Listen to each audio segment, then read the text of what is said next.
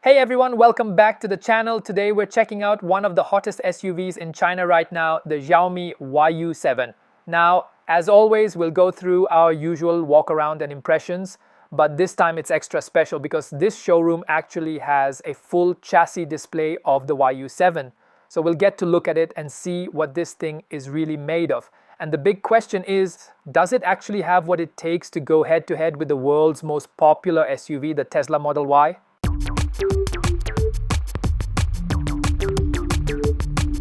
So the Xiaomi YU7 measures 4,999 millimeters long, 1,996 millimeters wide, and 1,608 millimeters tall with a wheelbase of 3,000 millimeters. That basically puts it right in the mid to large SUV category. Compared to the Tesla Model Y, it actually sits just a little bit lower in height, but it's longer and wider, even bigger than the upcoming 6-seat version of the Model Y that hasn't hit the market yet. Now, unlike a lot of modern EVs that go with that short, stubby front end, Xiaomi decided to stretch things out. The YU7 actually has a nose that's longer than plenty of gas-powered SUVs. And design-wise, well, whether or not you see a little bit of Ferrari puro sangue in there is really up to you. But honestly, to me, it kinda does look like one. The headlights look just like what we saw on the Xiaomi SU7, but here the upper half is actually an air duct, and only the lower section works as the rear light. And Xiaomi didn't stop there. This thing is full of aerodynamic channels. You've got ducts in the front bumper corners, in the front fenders, and even back in the rear fenders. But here's the interesting part. Even with that sporty design, the lower ride height, and all these aero tricks, the YU7 still comes in with a drag coefficient of 0.245. That's basically on par with most mainstream EVs and quite a bit higher than Tesla's 0.22. My guess, Xiaomi might have been chasing more downforce here instead of going all in on slipperiness. The front grille on this thing is tiny. It's really just a bit wider than the license plate frame.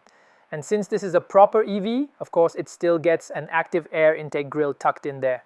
The side mirrors carry over the same frameless pebble-shaped design we saw on the SU7, super sleek and of course meant to help cut down on drag. The front trunk lid is power operated. You can pop it open with a button right here by the left front fender camera module, or even use voice control or the phone key. Pretty slick. But on this demo car, they've actually disabled the power function to keep people from getting pinched.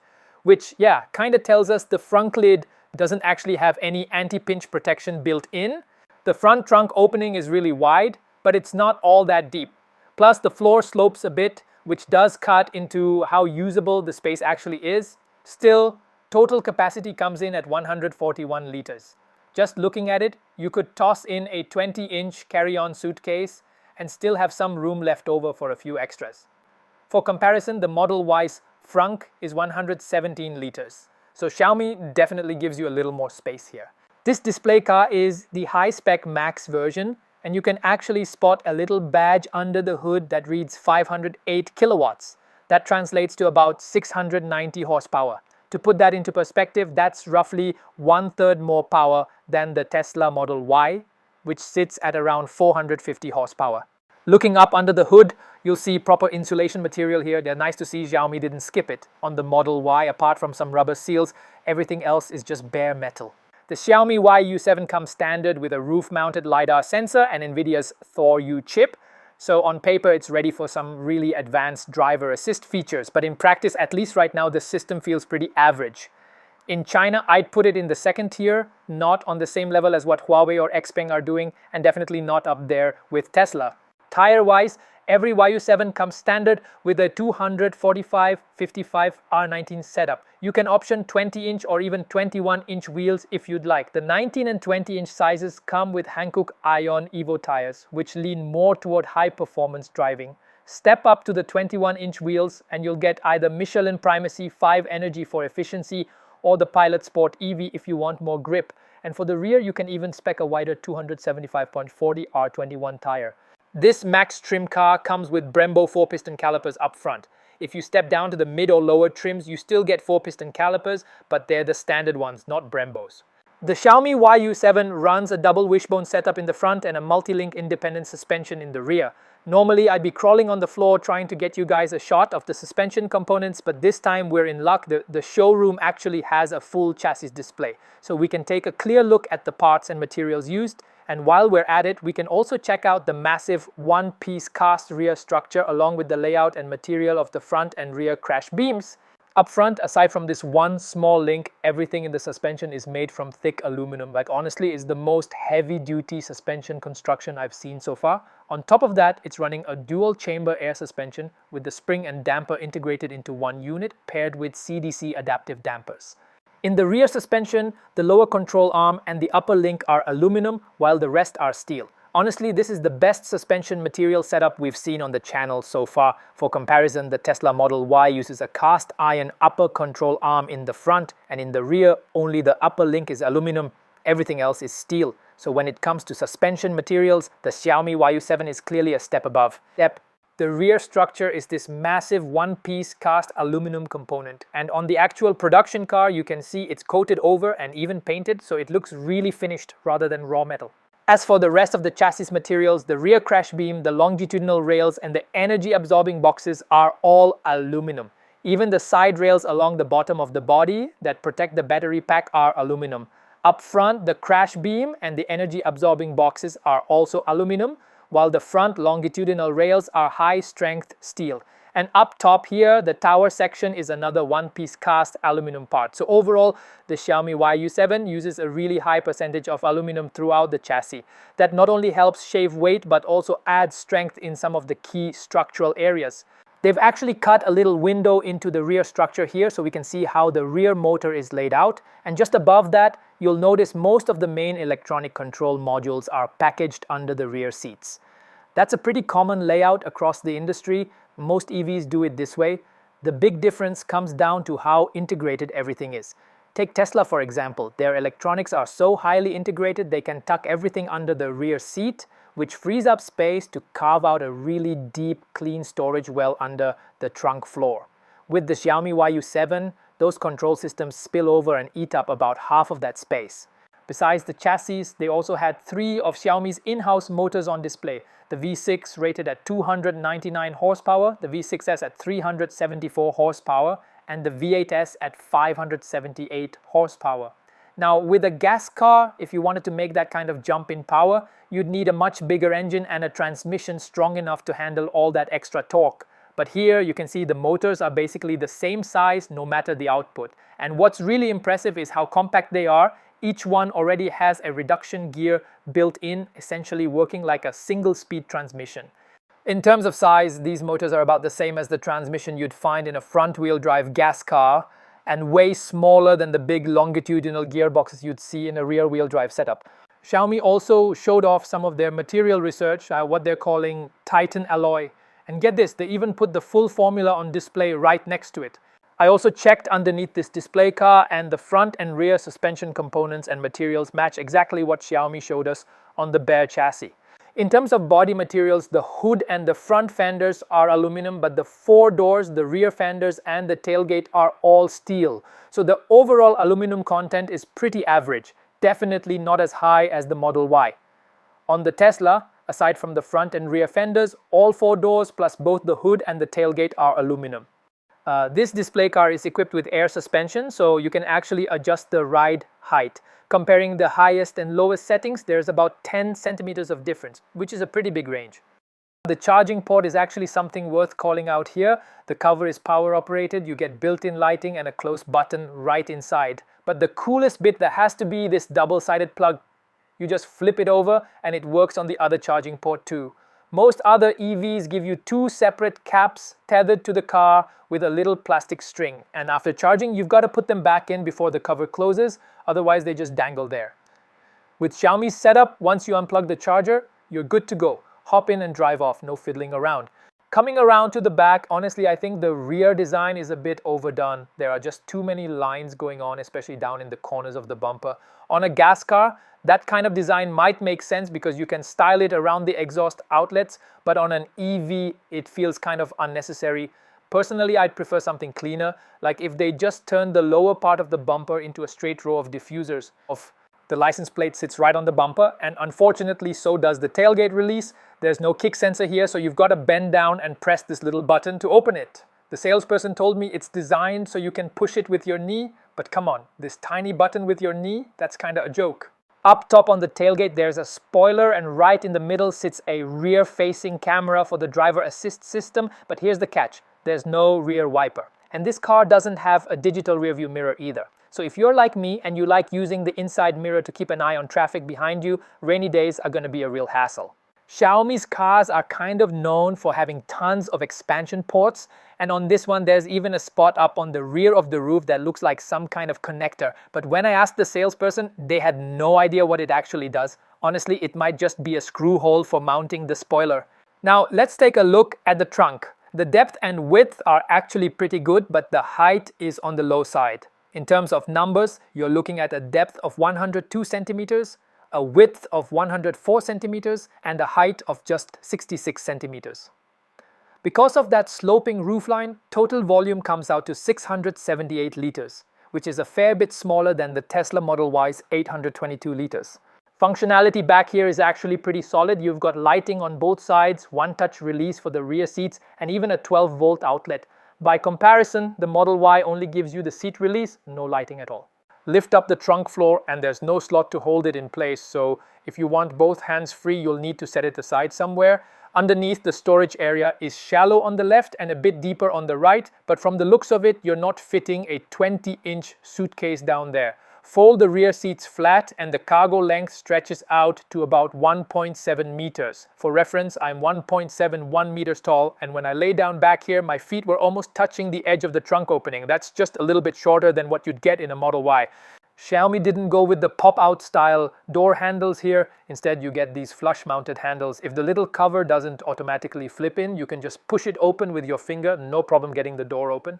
Both the front and rear windows are double-layer acoustic glass. Big thumbs up for that. The door panels go with a two-tone design, very clean lines, and no fake wood or metal trim cluttering things up. There is ambient lighting, but since the showroom's so bright, it doesn't really show up on camera. As for materials, it's all leather wrapped, even down in the door pockets. And right by the armrest, they've gone with Alcantara. One thing that really deserves praise is the emergency mechanical door release. The switch is super easy to spot. It's bright red and right in plain view, so even when the door's closed, you can see exactly where it is.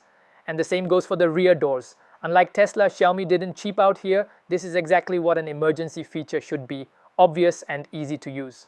Since this is the top trim, the doors come with soft close. If you go for the mid or lower trims, you don't get that feature. The cabin uses a pretty common wraparound layout, and the dashboard has this stepped design with a mix of wood trim and orange leather. Honestly, it looks really nice. I'd say the design is second only to the Avatar 11's dash in terms of style. Some people have mentioned that the orange leather can reflect in the windshield and mess with visibility, so when we get it out on the road later, we'll see if that's actually the case.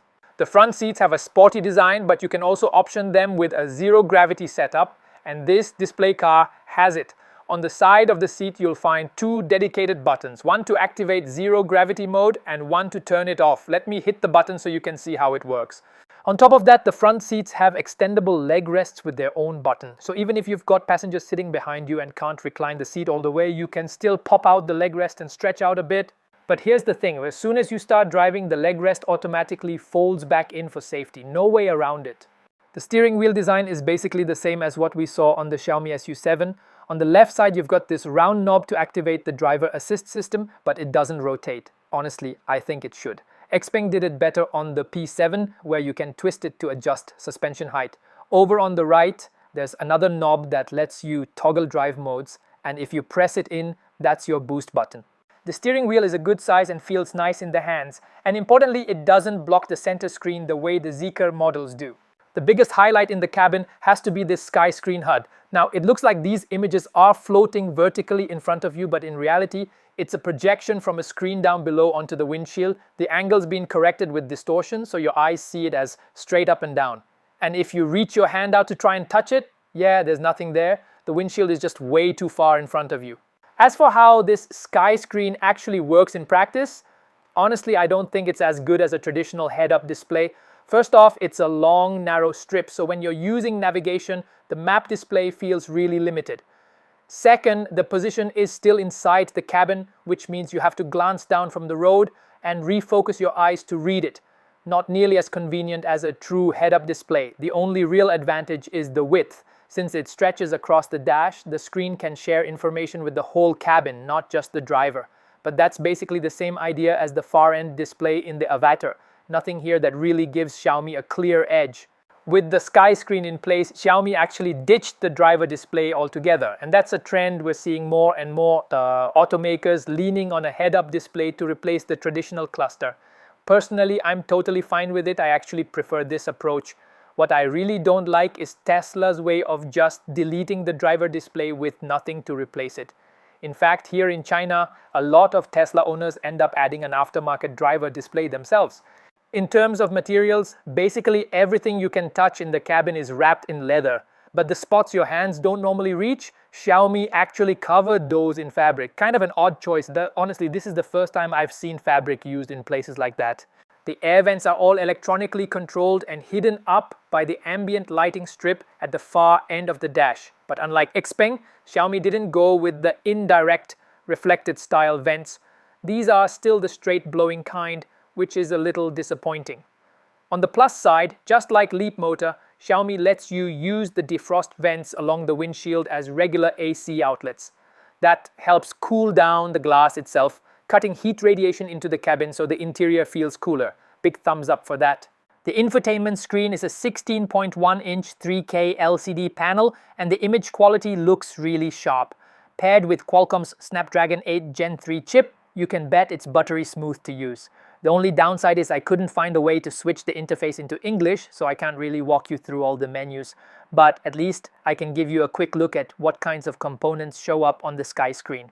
Down here on the center console, you've got two wireless charging pads, both 50-watt and fan-cooled, plus a pair of cup holders and a center armrest box. Pretty standard stuff for a Chinese EV these days. The only letdown is that there's no lighting inside the armrest storage. Even though the front seats come with zero gravity mode, Xiaomi didn't skip the glove box, and that's actually a big win. The space management here feels way better than a lot of other cars. The latch is electronic, so you'll need to open it through the infotainment screen or by voice command. Once it drops down, the glove box itself is really roomy, and the lid even has a little groove where you can stash a few small items without them sliding off. Under the center console, you've got what's probably the biggest storage area I've ever seen. So it sits just a bit above the floor, so the vertical space is massive. Along with a couple of USB-C ports, there are all these sockets designed for Xiaomi's own add-on accessories. And honestly, the playfulness of this cabin is off the charts. There are mounting points everywhere, some obvious, some hidden. Around the infotainment screen, on both sides of the dash, near the rear view mirror, even up in the rear headliner. Plus, there are a bunch of magnetic spots where you can snap on extra buttons or other little add-ons. You can find two of them in the front, which is sick. Just covering all the expansion options alone could be its own full video. It's that over the top. The headliner is finished in Alcantara, which feels really premium, but there's no built-in sunglasses holder up here. Instead, you'll need to buy an accessory from Xiaomi's official store. It's magnetic, so you just snap it into place. The seats come with built-in headrest speakers, which is pretty cool. And even though the design looks really sporty, the feel is totally different. The Nappa leather and the padding inside are both super soft and comfortable. Personally, I think the front seats don't have much in the way of support, so despite the look, they don't really feel all that sporty. For headroom up front, as a reference, I'm 1.71 meters tall. With the seat set all the way down, I've got about 20 centimeters of clearance above my head. Raise the seat all the way up, and there's still roughly 10 centimeters left.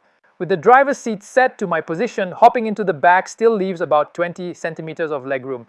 There's plenty of space under the front seat too, so you can slide your feet all the way in. The rear seat cushion is both high enough and long enough to give really good support for your thighs. The rear seats are just as soft and comfortable as the fronts, and the floor is completely flat. The seat backs are power adjustable with a really wide range. You can recline them almost into a lounge position. So even on a long road trip, I don't think rear passengers are going to have anything to complain about. For rear headroom, with the seat back set upright, I've got more than 10 centimeters of clearance above my head. Recline the seat back all the way and the space does shrink a bit, but you still end up with about 10 centimeters to spare. The rear windows only roll down to about 60%. From a distance, it might not seem like a big deal, but when you're sitting right next to it, that chunk of glass sticking up feels pretty annoying. The grab handles and reading lights up on the headliner are all here, nothing missing. And on the B pillar, you not only get a little hook, but also my favorite feature, B pillar air vents, which is great. More and more EVs these days have a color control screen behind the center armrest, and Xiaomi's take is pretty clever. This one isn't just fixed in place, it's actually a little tablet you can pop out and use in your hand. That way you don't have to lean forward or stretch awkwardly to reach it, and it makes the whole thing way more convenient. Right below the screen, you've got two USB-C charging ports, and that oval-shaped button in the middle, that's the switch for the built-in fridge. The fridge itself is pretty average in size, and here's the real problem. It's a semiconductor fridge, so the cooling performance is really weak. How weak? Well, some owners have compared it. If you don't option the fridge, Xiaomi just routes an air vent into that space, and drinks stored there actually get colder from the AC than they do in the fridge, which is ridiculous. This car's optioned with the color-changing panoramic roof, but here's the catch. It's really slow, takes about 3 minutes to go from one extreme to the other. Right now it's set to the darkest setting, and I'll use this little tablet to switch it over to full brightness. We'll check back in a bit to see the difference. Oh, and I forgot to show you the rear seat trick. The headrest back here works just like what we saw on the Zeekr 007 GT. You can flip it around and it turns into a pillow. So yeah, you can basically crash out and take a nap in the car whenever you want. Now let's take a look at the rear center armrest. Function-wise, there's nothing particularly special about it, but what Xiaomi really nailed is the damping. When you fold it down, it's super smooth and controlled, almost like it's powered. It gives off a really premium vibe and is just satisfying to watch. Right in front of the cup holders, there's a recessed spot, and that's actually where the little tablet slots in. So yeah, one removable tablet, and suddenly all the rear seat controls become way more convenient. Honestly, that's a genius bit of design. As clever as a lot of these design touches are, I do have one complaint. There are no seat back pockets behind the front seats, and those things are genuinely useful. I use them all the time for stuff like document folders, and here you just don't get them. Up here, you'll find a mount for a tablet holder.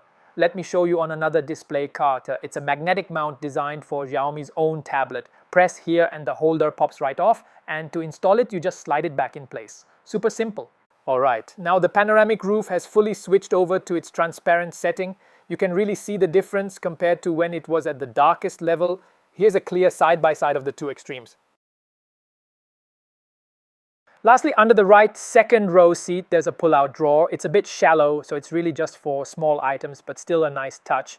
Overall though, when it comes to storage, this has to be one of the best setups I've seen in any car so far. Yeah, Xiaomi clearly wanted to make this thing a storage champ.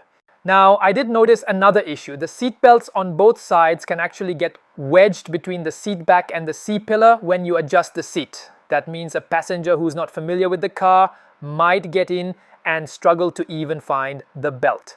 Funny enough, this was the exact same problem on the previous generation Model Y. Tesla fixed this on the Model Y Juniper by moving the rear seat belts from behind the seat back up onto the C-pillar, but here we are again. Xiaomi seems to have copied the mistake straight over. Makes you wonder if the product manager was literally just benchmarking the old Model Y one-to-one. Alright, we've walked all the way around this car inside and out, so now it's time to talk about the driving and riding experience. Starting with ride comfort, I'd rate it as excellent. Both the noise insulation and the suspension filtering are really top-notch, which is kind of funny given how sporty and aggressive the exterior looks. It's actually one of the quietest, smoothest cars I've ridden in so far. No exaggeration. Better than Zeekr, better than Avatar, better than Xpeng. And with those rear seats that recline at a big angle, long trips in the back are genuinely comfortable. Alright, let's move on to the driving impressions. First up, one pedal mode. Yes, the YU7 does have it, but honestly the setup feels way too conservative and the tuning is not great. At higher speeds, the regen feels really weak, but as soon as you drop below 60 kilometers per hour, suddenly it kicks in much stronger. The whole thing feels really inconsistent, very similar to what we experienced in the Xpeng X9. My guess is the regen strength isn't scaled dynamically with speed, it's basically fixed. So at high speeds, the car's momentum makes it feel weak, and as the car slows down and inertia drops, that same fixed regen suddenly feels much stronger. The end result is this non-linear deceleration that just doesn't feel natural. What's interesting is I didn't run into this problem when I test drove the SU7 Ultra, so it seems like the YU7 and SU7 Ultra were tuned by completely different teams. Next up, let's talk about the brakes. And again, I'm not impressed. For a car with such a sporty exterior, you don't get multiple brake modes to choose from. That's disappointing because with other brake-by-wire systems like on the Zeekr 007 GT, you can actually pick different modes. In sport mode, for example, the pedal travel is cut in half, making the brakes super responsive. Just a light tap and the car slows hard. Perfect for spirited driving when you're alone, and it really adds to the fun. On the YU7 though, the brake tuning just feels off. The response isn't linear. In the first 50% of pedal travel, the brakes feel really weak, almost mushy. But once you pass that halfway point, the pedal stiffens up a lot, and then the braking force suddenly ramps up very aggressively. For anyone not used to it, this leads to jerky stops that hurt passenger comfort. Acceleration is tuned very family-friendly here.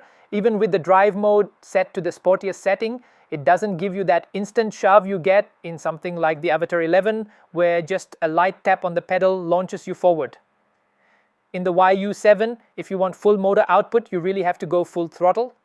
The test drive rep was pretty strict about not flooring it, so I tried about 80% throttle instead. From 2 km per hour up to 69 km per hour took a little over 4 seconds.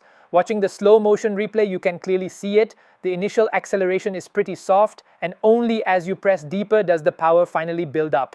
And yeah, it feels more tuned for comfort than excitement, which honestly matches the rest of the driving experience.